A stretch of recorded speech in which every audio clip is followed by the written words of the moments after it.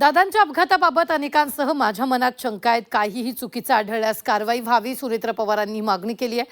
दादांच्या अपघाताचं सत्य बाहेर आलं पाहिजे असं सुद्धा मुख्यमंत्र्यांनी म्हटलं. सत्य बाहेर येईपर्यंत शांत बसणार नाही असं सुद्धा यावेळी बारामतीकरांना आश्वासन फडणवीसांनी दिलं.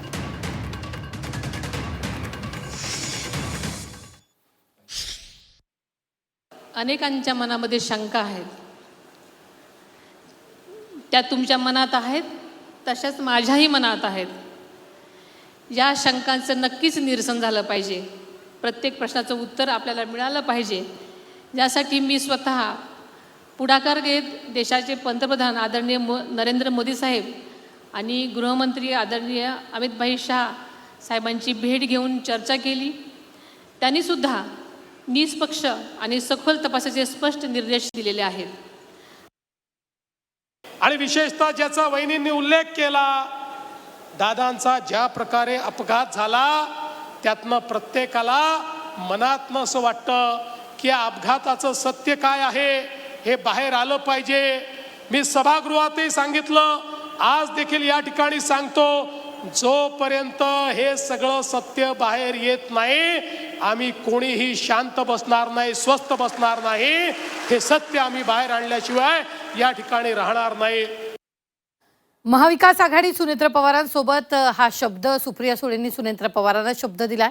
सांगता सभेतून सुप्रियांकडून पाठिंबा जाहीर करण्यात आला. मतदान ही अजितदादांना श्रद्धांजली असेल. सुनेत्र पवारांनी सुप्रिया सुळेंचेही आभार मानले.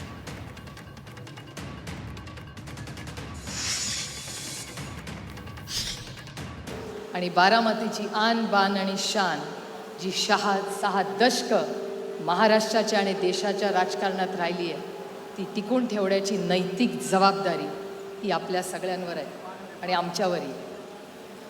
आणि त्याच्यामुळे ती जबाबदारी मी पूर्णपणे पार पडीन.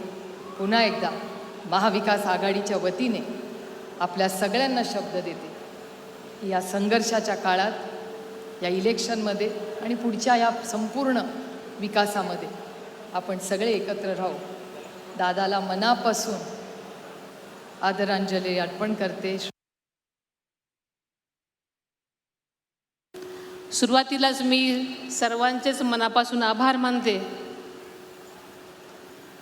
आदरणीय पवारसाहेब व सौ सुप्रियाताई यांचे मी विशेष आभार मानते. तसेच ज्या ज्या संस्था संघटनांनी मला उत्स्फूर्तपणे जाहीर पाठिंबा दिला आहे त्या सर्वांचे मी ऋण व्यक्त करते. आपण अनेक वेळा हे बघितलेलं आहे की अशा प्रकारचे ज्येष्ठ नेते, मोठे नेते हे आपल्यातनं निघून गेल्यानंतर होणारी पोटनिवडणूक ही साधारणपणे आपण बिनविरोध त्या ठिकाणी करतो. आणि म्हणूनच मी शरद पवार साहेबांचे देखील आभार मानतो. कालही त्यांनी मला फोन केला आणि सांगितलं, तुम्ही बारामतीला चाललात, आमचं पूर्ण समर्थन हे सुनेत्राताईंना आहे.